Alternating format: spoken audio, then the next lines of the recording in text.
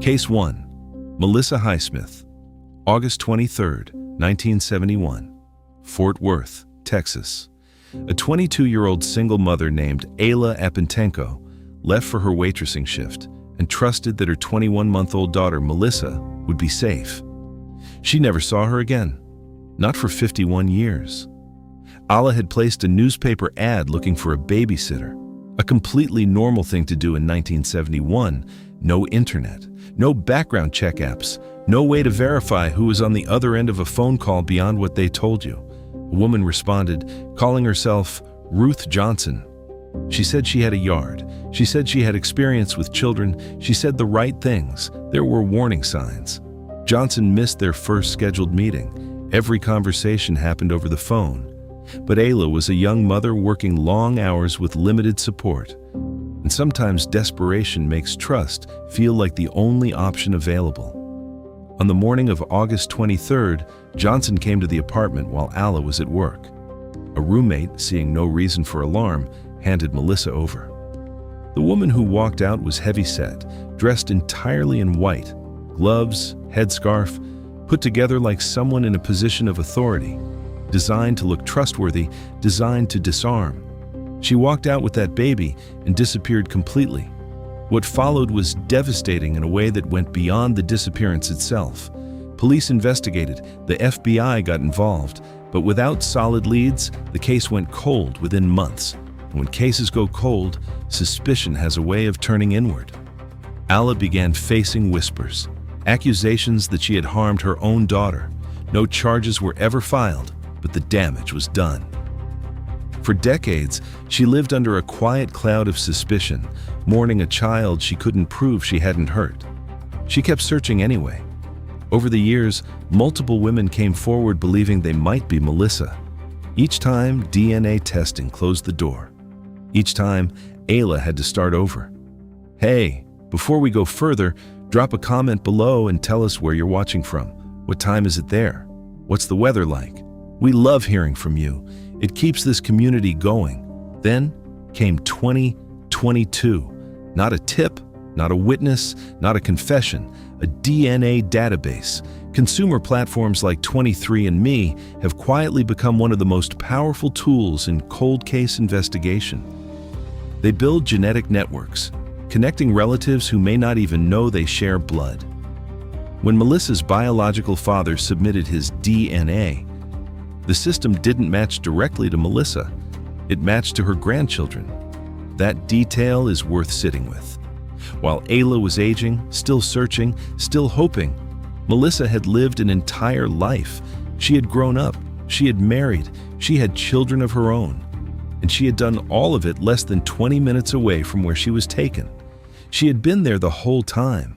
The woman known as Melanie Brown initially thought the outreach was a scam. That reaction makes complete sense. Imagine being told that your entire identity, everything you know about yourself, might be built on a lie. But when she confronted the woman who raised her, the truth came out quietly, without drama. She was Melissa. 51 years after that morning in Fort Worth, she met her biological family for the first time. And yet, no trial, no charges, no courtroom. The statute of limitations had long expired. Whoever was responsible would never face legal consequences.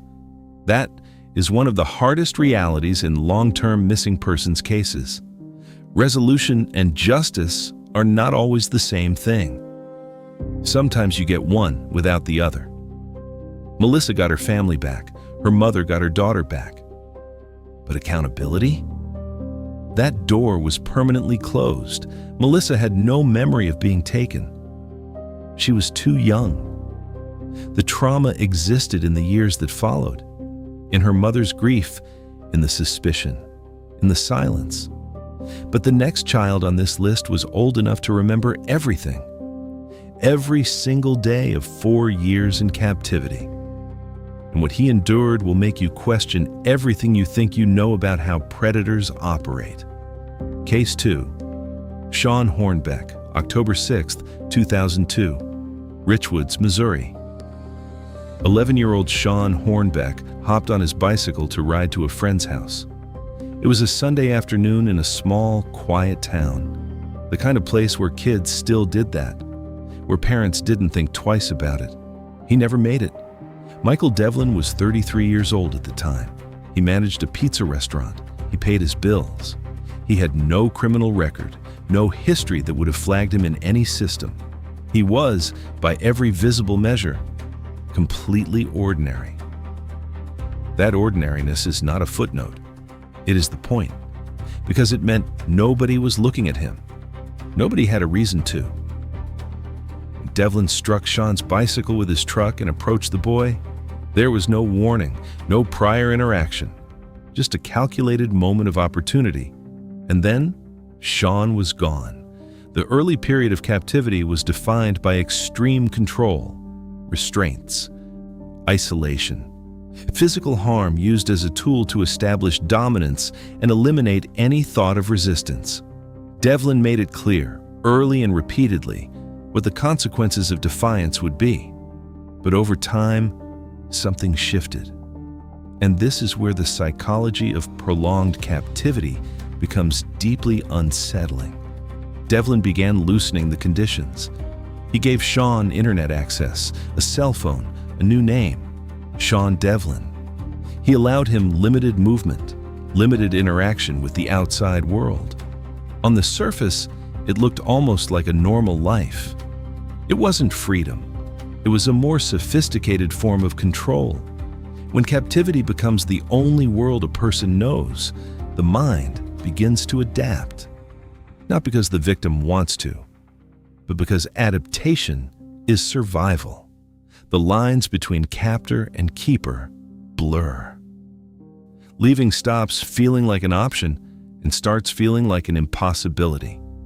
If this is your first time on this channel, hit that subscribe button. Every week we cover real cases, real stories, told straight. You don't want to miss what's coming. One of the most haunting details in this entire case is what Shaun did online during those years. He visited his own missing persons page, and at one point, he posted a comment asking how long people plan to keep searching for him. Read that again. A child living under a false identity in his captor's apartment, reaching out to the very community searching for him, not to ask for help, but to ask when they would stop. That single detail captures the psychological complexity of what prolonged captivity does to a person more than any clinical explanation ever could. The case broke open not because of a tip, not because of DNA, not because of any investigative breakthrough on Shaun's behalf. It broke because Devlin made a mistake. In January 2007, he abducted another child, 13-year-old Ben Ownby, in a separate county. This time, a witness caught a partial description of the vehicle. That description led investigators to a white pickup truck. That truck led them to Michael Devlin's apartment in Kirkwood, Missouri. When police knocked on that door, they found both boys alive. The rescue took minutes. The legal process took longer, but left no ambiguity. Devlin faced charges at both the state and federal level: kidnapping, assault, and more. The sentences handed down were effectively symbolic in their scale: multiple life terms, plus additional decades. The court's way of expressing, in numbers, the magnitude of what he had done. Devlin would never see the outside of a prison again. Shaun's life after rescue was kept deliberately private, and that choice deserves respect. Recovery from 4 years of captivity is not a press conference. It is not a headline. It is long, non-linear, and deeply personal. What he endured reshaped him in ways that no sentence handed to Devlin could undo. But he was alive. He was home. Shaun's rescue came because his captor couldn't stop himself. He struck again, and that second crime became his undoing. But the next case is different. The next victim was taken by someone who had already been inside her home, someone her family had welcomed. And there were moments, agonizingly close moments, where she was almost found. Almost. That word will haunt you by the time we're done. Case 3. Elizabeth Smart, June 5, 2002. Salt Lake City, Utah. 14-year-old Elizabeth Smart was asleep in her bedroom when a man entered her home in the middle of the night, held a knife to her throat, and told her to come with him quietly or her family would be harmed. She went quietly. Brian David Mitchell was not a stranger pulled from thin air. He had worked briefly at the Smart family home as a handyman just months earlier. That prior contact, and however limited, gave him something most predators don't have: a blueprint. He knew the layout. He knew the family. He knew how to get in. The abduction itself was surgical. He entered through a kitchen window, moved through the house without waking anyone, and walked out with Elizabeth into the dark. Her younger sister Mary Catherine witnessed it from the same bed, but stayed frozen, too terrified to move.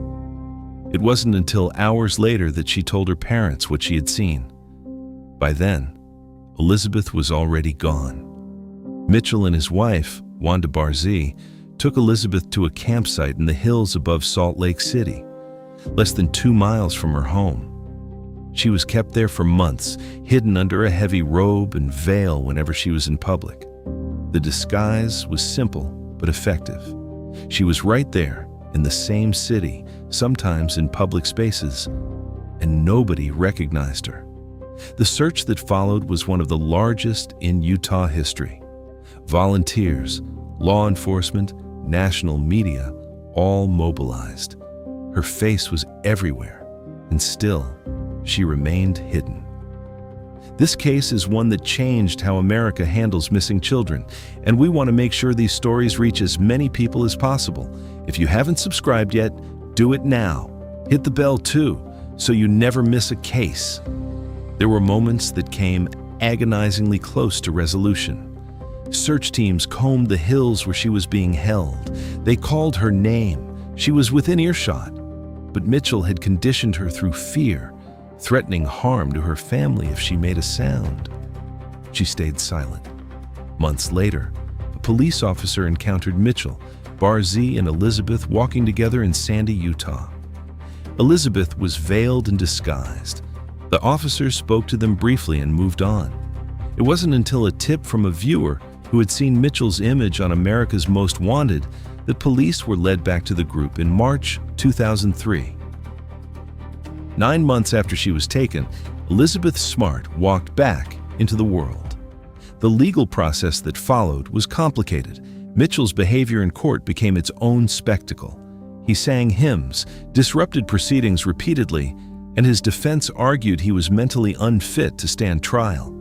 The court disagreed. After years of legal maneuvering, the conclusion was clear. His behavior was deliberate, not delusional. In 2011, Brian David Mitchell was convicted on federal kidnapping charges and sentenced to life in prison. Wanda Barzee received a lengthy sentence as well, but Elizabeth's impact extended far beyond the verdict. Her case accelerated the expansion of the Amber Alert system, reshaped how law enforcement handles missing child cases, and brought national attention to the psychological dynamics of captivity. She went on to write a memoir, testify before Congress, and build a foundation dedicated to child safety. She turned what was done to her into something that protected others. Elizabeth survived 9 months of captivity because her captor was meticulous. He controlled everything, including who could see her. But the next case is about a man who didn't need to be meticulous. He didn't need to hide his victims far away or move them across locations. He hid them in a house on a regular street, in a regular neighborhood, and for nearly a decade, nobody looked twice. Case 4. The Cleveland Three. Between 2002 and 2004, 3 young women disappeared from the same city, Cleveland, Ohio.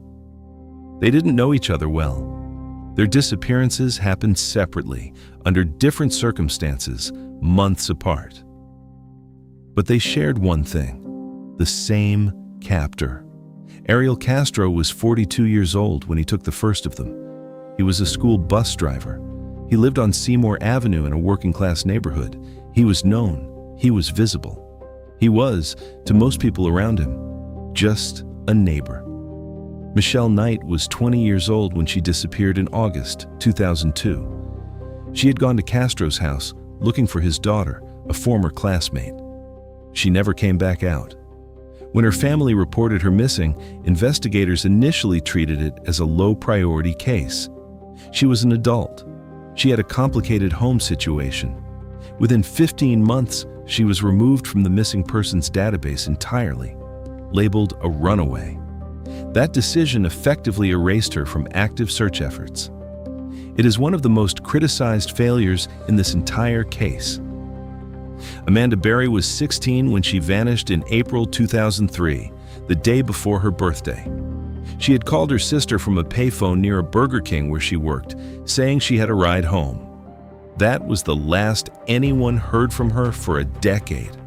Her case received significantly more attention than Michelle's. She was younger, and her disappearance fit a more recognizable profile. Gina DeJesus was 14 when she disappeared in April 2004. She was a friend of Castro's daughter. He offered her a ride. She accepted. She was never seen outside that house again. 3 women, 2 years, 1 address.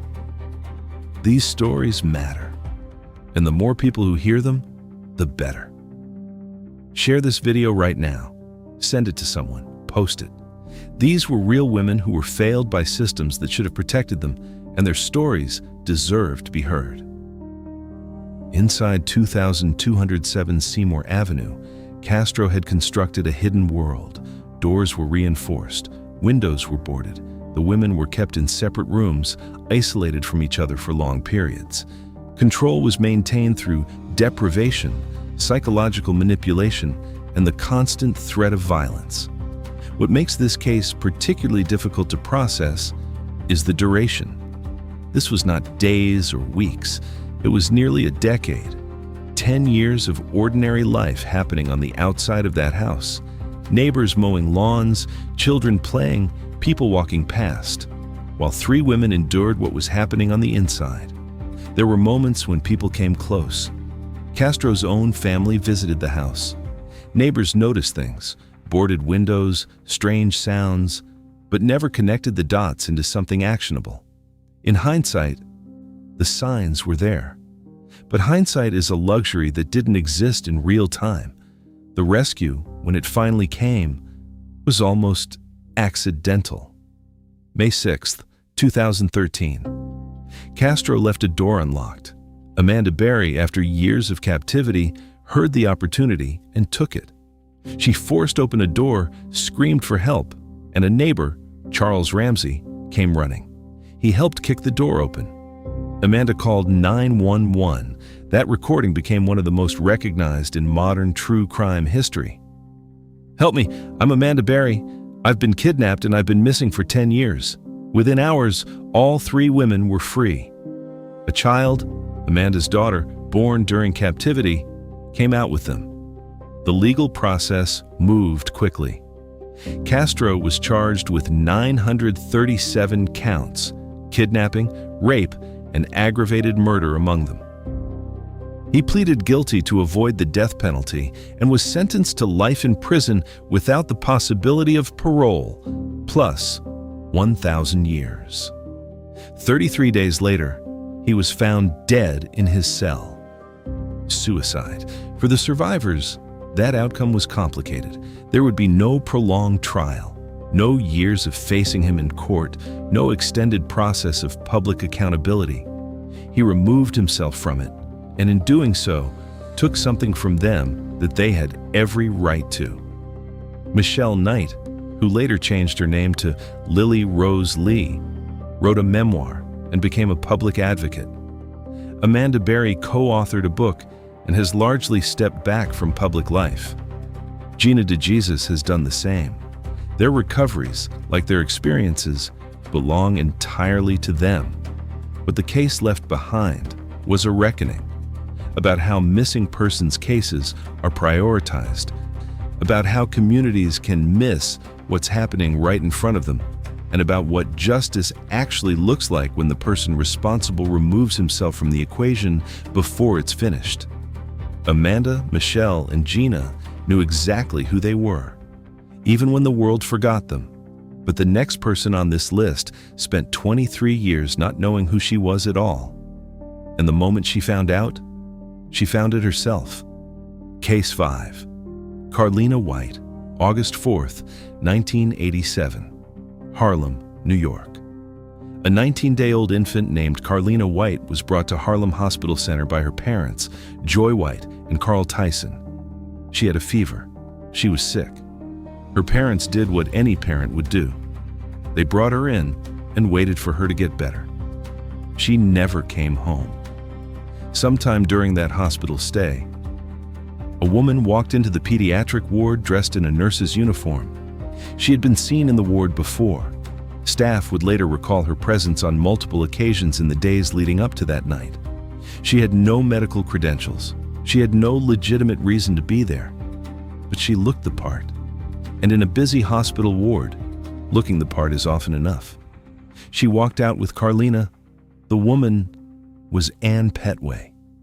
She was 23 years old, had suffered multiple pregnancy losses, and wanted a child. What she did that night was not impulsive. The repeated visits to the ward suggest it was planned. She took Carlina to Bridgeport, Connecticut, gave her a new name, Nestra Nance, and raised her as her own.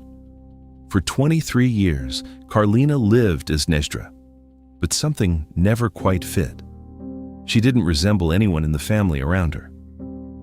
When she needed official documents, a birth certificate, a social security card, Petway couldn't produce them. The explanations were vague, inconsistent, always just enough to delay the question, but never enough to answer it. As Carlina got older, the inconsistencies became harder to ignore. She started asking questions Petway couldn't answer. Then, she started looking for answers herself. We want to hear from you. Where are you watching this from right now? Drop it in the comments. And what time is it where you are? Let us know. It genuinely means a lot to see where this community reaches. In 2011, Carlina went online and searched missing children databases. She wasn't certain what she was looking for. She was following a feeling, the kind that builds slowly over years of unanswered questions. She found a photo of a missing infant from 1987. The resemblance stopped her cold. She reached out to the National Center for Missing and Exploited Children. DNA testing confirmed what she had suspected. The infant in that photo was her. Joy White and Carl Tyson, who had spent 23 years searching for their daughter, were her biological parents. She made the call herself. She solved her own case. Ann Petway turned herself in shortly after. She pleaded guilty to federal kidnapping charges, and federal jurisdiction was critical here, because state statutes of limitations would have prevented prosecution entirely. She was sentenced to 12 years in federal prison. Carlina's reunion with her biological family was real, but complicated. 23 years is a long time. Identity doesn't reset overnight. She had to reconcile two versions of herself, the woman she had been raised to be and the person she was before any of it began. That process is ongoing and deeply personal. What her case represents, beyond the crime and the resolution, is something rare. A victim who became her own investigator. No law enforcement breakthrough, no DNA database match triggered by a relative, no tip from a stranger, just a woman who refused to stop questioning and found the truth herself. Carlina searched a database and found her own face staring back at her. It took 23 years. The next case took 6. And it was solved not by a detective, not by a database, but by a stranger sitting on their couch watching Netflix, who almost scrolled past the one image that changed everything. Case 6, Kayla Unbehaun, July 4th, 2017. Kayla Unbehaun was 9 years old. Her father, Shaun Hornbeck, had legal custody. Her mother, Heather Unbehaun, had visitation rights. On that July 4th weekend, Kayla went for a visit with her mother. She didn't come back. Heather had planned it. She packed up, pulled Kayla out of her life in Illinois, and disappeared. No note, no forwarding address, no contact. She took her daughter and moved through the country quietly, staying off the radar, building a new life under the assumption that time and distance would eventually make the search stop. For 6 years, it almost worked. Shaun Hornbeck never stopped pushing. He kept the case active, kept Kayla's face circulating, and in 2021 connected with the producers of Unsolved Mysteries on Netflix. Kayla's case was featured in an episode, her photo, her story, her disappearance laid out for millions of viewers. Most people watched. Most people moved on. One person didn't. In 2023, a viewer in Asheville, North Carolina was watching the episode when a brief image of Kayla appeared on screen. Something clicked. They had seen that face, not on a screen but in person, in their community. A teenager who went by a different name but matched the description closely enough to make them stop and think. They made a call. That call led investigators to Asheville. They located Kayla, now 15 years old, living with her mother. She was safe. She was alive. And 6 years after she was taken from her father, she was coming home.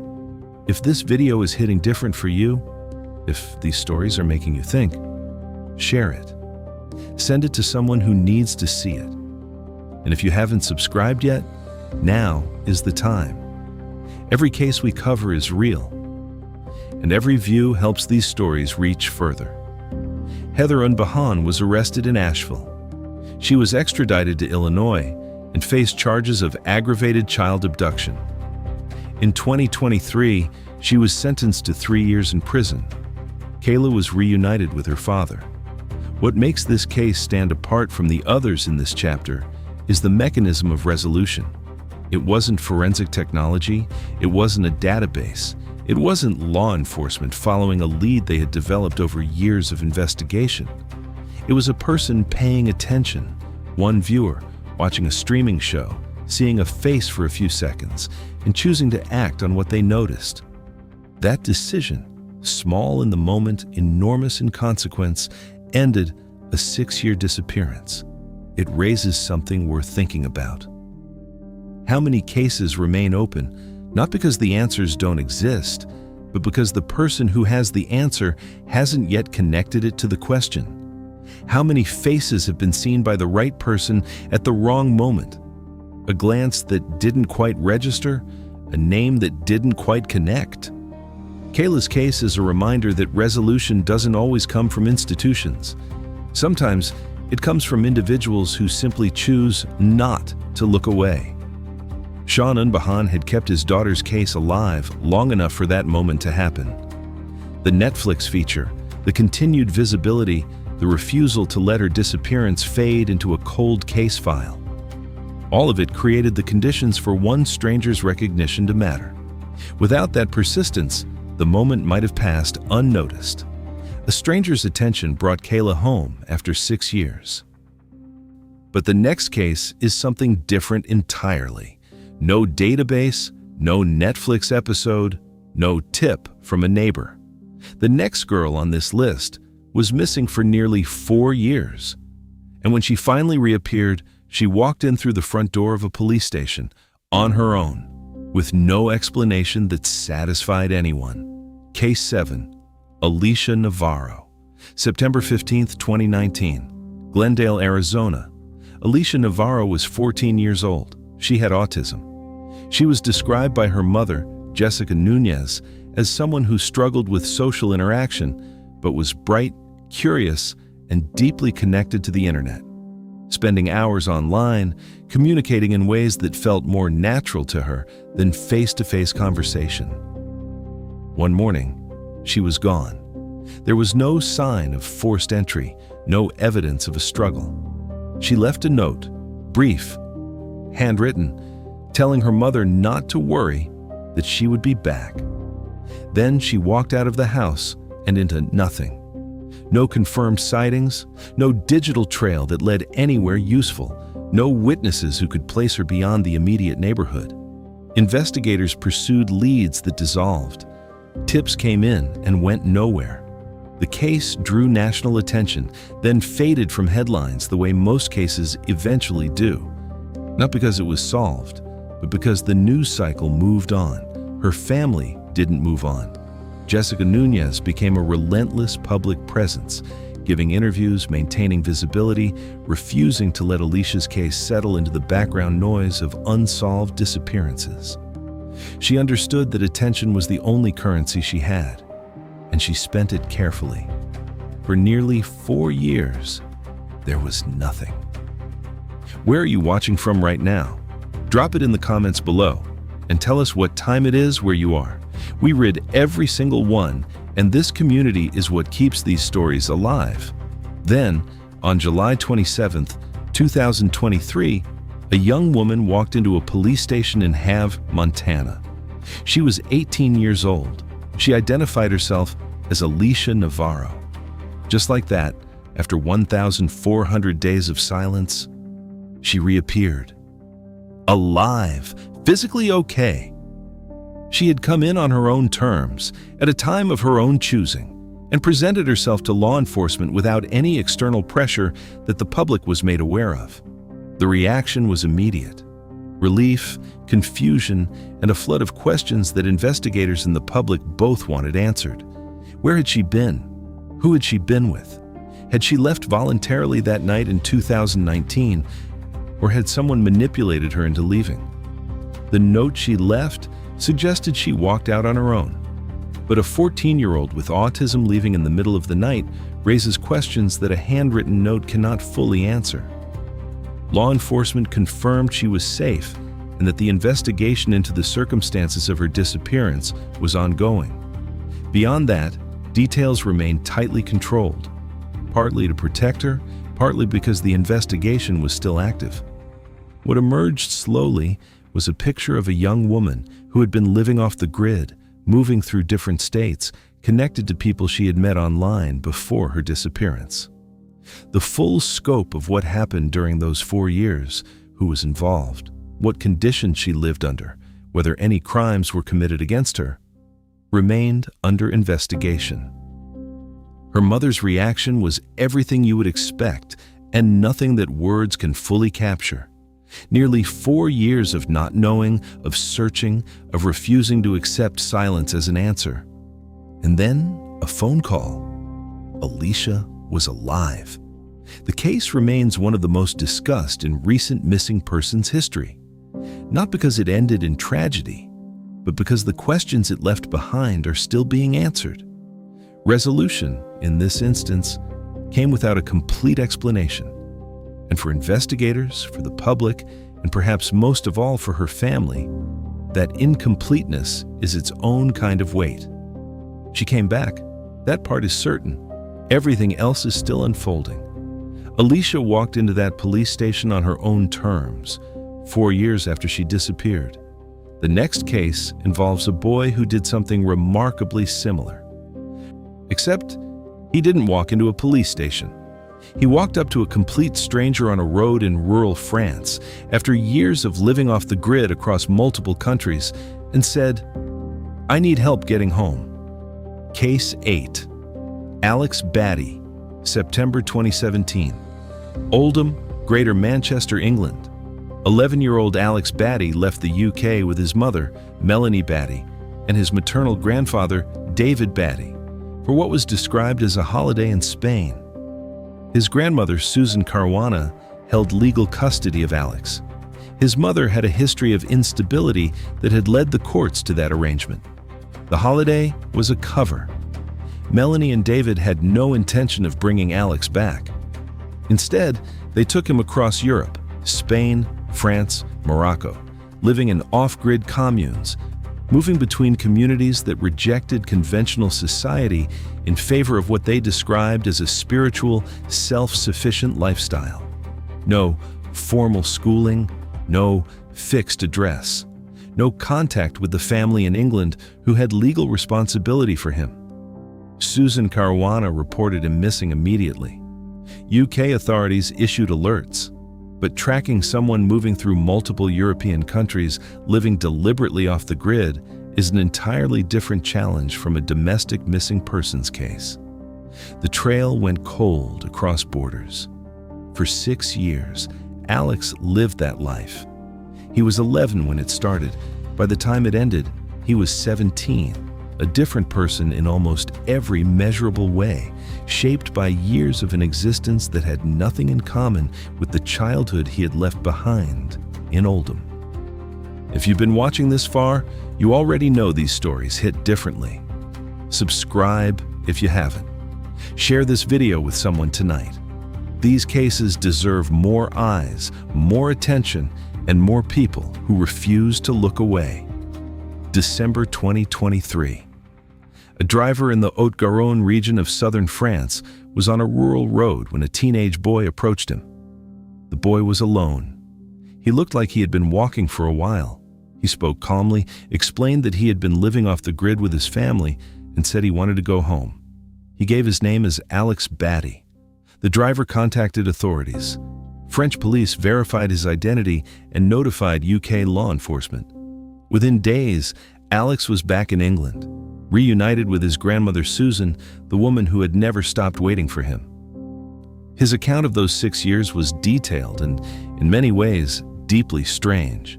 He described moving between spiritual communities across France and Morocco. He talked about the lifestyle with a kind of measured distance, not entirely condemning it, but clear that he had reached a point where he wanted something different, something normal. He had taught himself French during those years. He had educated himself informally. He had, in the absence of any conventional structure, built his own internal framework for understanding the world. But he also described isolation, the deliberate removal from everything familiar, the absence of choice. Because when you are 11 years old and the adults around you have decided how your life will be lived, choice is not something you have access to, regardless of how the lifestyle is framed. Melanie Batty was located in France. Legal proceedings were initiated. The case raised significant questions about cross-border jurisdiction, parental abduction laws across EU member states, and the difficulty of enforcing custody arrangements when a parent is determined to disappear into a lifestyle that leaves no paper trail.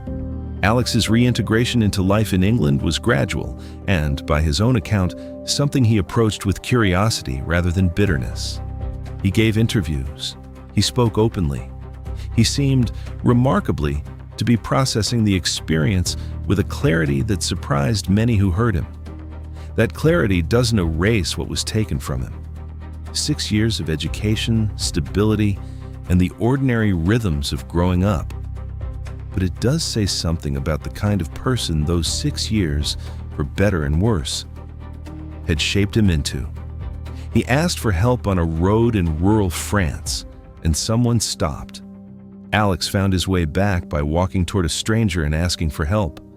Our final 2 cases close out this story in the most powerful way possible, because one of them was solved by a young woman who found herself in a photograph, and the other by a father who spent 32 years and over 100,000 flyers refusing to let his son become just another name in a database. Case 9. Mary Louise Day, 1955, Klamath Falls, Oregon. Mary Louise Day was 4 years old when she vanished from her front yard. One moment she was there, the next, she wasn't. No witnesses, no explanation, no trail that led anywhere investigators could follow. Her parents reported her missing immediately. Local law enforcement searched. The community looked.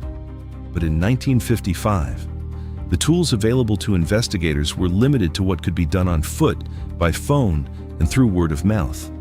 There were no national databases, no centralized missing persons registries, no DNA technology waiting in a laboratory somewhere to connect the dots decades later. The case went cold fast. Mary Louise's family carried that absence for the rest of their lives. Her siblings grew up with a ghost at the table, a sister who existed in photographs, and in the careful, painful way their parents avoided certain conversations. Time passed. Parents aged. Some of them died. And still, no answers. For nearly 7 decades, Mary Louise Day was simply gone. What makes her case remarkable is not just the duration, though 68 years is extraordinary by any measure, but the way it was finally resolved. It did not come through a dramatic investigative breakthrough. It did not come through a confession or a deathbed revelation. It came through the same quiet, methodical technology that had already rewritten the rules of cold case investigation in cases like Melissa Highsmith's. DNA. Specifically, the growing network of consumer DNA databases that have, over the past decade, transformed what is possible in cases that were once considered permanently closed. These stories go back decades, some of them nearly a century. And yet, here we are, still uncovering the truth. If this video is reaching you, share it. Pass it on, because awareness is what keeps cases like these from being forgotten entirely. A relative submitted DNA to a genealogy platform. The resulting match triggered a chain of connections that investigators were able to follow, carefully, methodically, until they arrived at a woman living under a different name, in a different state, with no apparent knowledge that her entire origin story was built on a disappearance. Mary Louise, now in her 70s, had lived a full life. She had no memory of Klamath Falls, no memory of the yard she disappeared from, no memory of the family that had spent nearly 7 decades wondering what happened to her. She had been too young. The life she remembered was the only life she had ever consciously known. The confirmation came through DNA testing. It was definitive. She was Mary Louise Day. The circumstances of how she came to be living under a different identity, who took her, how it happened, what the first years of her life after 1955 actually looked like, remained subjects of ongoing investigation. The people most likely responsible were long dead. Legal accountability in any traditional sense was not possible, but something else was.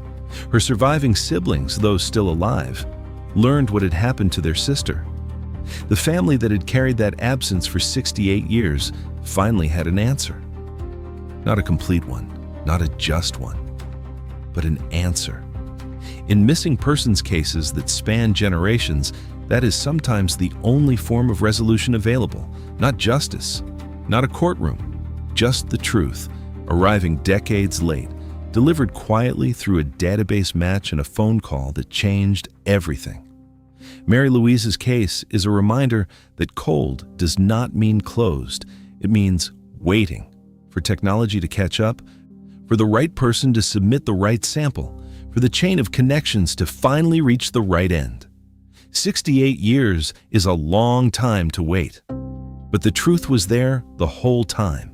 Mary Louise's story proves that no case is ever truly beyond reach, not with the tools we now have, but our final case takes everything we've seen in this video and raises it. Because the next father didn't wait for technology to find his son. He went looking himself every single day for 32 years, and he never once stopped. Case 10, Mao Yin, 1988, Xi'an, China. Li Jingji was 26 years old when his 2-year-old son, Mao Yin, was taken from outside a hotel while he stepped away briefly to help a neighbor move furniture. The boy was there. Then he wasn't. In the time it takes to carry a piece of furniture up a flight of stairs, a child disappeared. Li reported it immediately. Police investigated, but child trafficking in China during that period was a widespread and deeply entrenched problem. Children were taken and moved quickly, sold to families in distant provinces who either didn't ask questions or didn't want answers. The networks were organized, the distances were vast, and the investigative infrastructure to track a single child across a country of over 1 billion people was nowhere near sufficient. The trail went cold within weeks. What Li Jingji did next is the part of this story that is almost impossible to fully absorb. He didn't stop. He quit his job. He dedicated his life, not metaphorically, but literally, to finding his son. Over the next 32 years, he distributed over 100,000 flyers across China. He traveled to provinces he had never been to, showing Mao Yin's photo to strangers, following rumors, chasing leads that mostly went nowhere. He attended missing children conferences. He connected with other parents in the same impossible situation. He used every platform available to him. And as technology evolved, he evolved with it. When age progression software became available, he used it to generate images of what Mao Yin might look like as a teenager, as a young adult, as a man in his 30s. He posted those images everywhere he could. He did not remarry for years.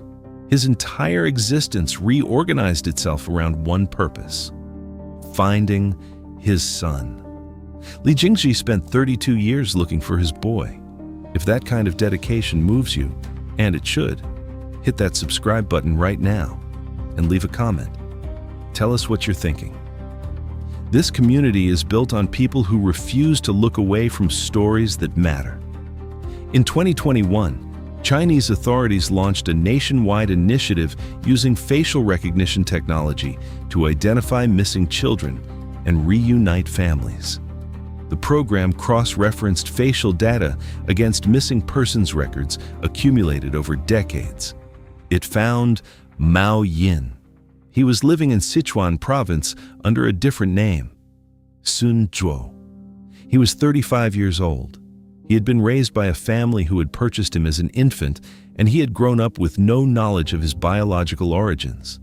He had built a life, a career, relationships, an identity, entirely separate from the one that had been taken from him before he was old enough to form memories. When investigators made contact and explained what the facial recognition system had flagged, DNA testing was conducted. The results were unambiguous. He was Mao Yin. The reunion between Li Jingji and his son was broadcast across China and covered internationally. It was one of the most emotionally significant missing child recoveries in the country's history. Not just because of the outcome, but because of what it represented. 32 years of one man's refusal to accept that his son was gone forever, validated in a single moment. The man who had taken and sold Mao Yin was identified and prosecuted. Unlike many of the cases in this video, legal accountability was possible, and it was pursued. For Li Jingji, the reunion was everything, and also, in some ways, the beginning of something new and complicated. His son was a stranger, a grown man with his own life, his own memories, his own sense of self. Rebuilding a relationship across 32 years of absence is not something that happens in a moment. It is a process, slow and uncertain, built on the foundation of a connection that survived only because one man refused to let it die. Mao Yin's case is the clearest possible argument for persistence, not hope as a passive feeling, but hope as a daily, active, exhausting choice made over 3 decades. Li Jingji made that choice every single day, and on one afternoon in 2021, it was enough. 10 children, 10 disappearances, 10 outcomes that nobody predicted and everyone needed. Look at what brought them home. A DNA database, a Netflix viewer who paid attention, a second crime that exposed the first, a young woman who searched a database and found her own face, a teenager who walked up to a stranger on a rural road, a father who spent 32 years and over 100,000 flyers refusing to accept silence as a final answer. No single system, no single method, no guaranteed path from disappearance to resolution. What these cases share is not how they were solved. It's what made solving them possible at all. Families who refused to stop, victims who refused to stop surviving, strangers who chose, in a single moment, to act on what they noticed. Technology changed what was possible, but persistence created the conditions for technology to matter. These are not comfortable stories. Several of them ended without justice, some ended without full explanation. Some left questions that will never be completely answered. But every single one of them ended with something that, at the darkest points of each case, felt genuinely impossible. The truth. And that is why these stories matter, not just as crime cases, but as evidence of something stubborn and human that refuses to let absence become permanent. If this video moved you, subscribe. Because there are more stories like these, and they deserve to be told. Every case we cover is real, every name matters, and every person who watches, shares, and stays until the end makes this channel possible. Thank you for being here.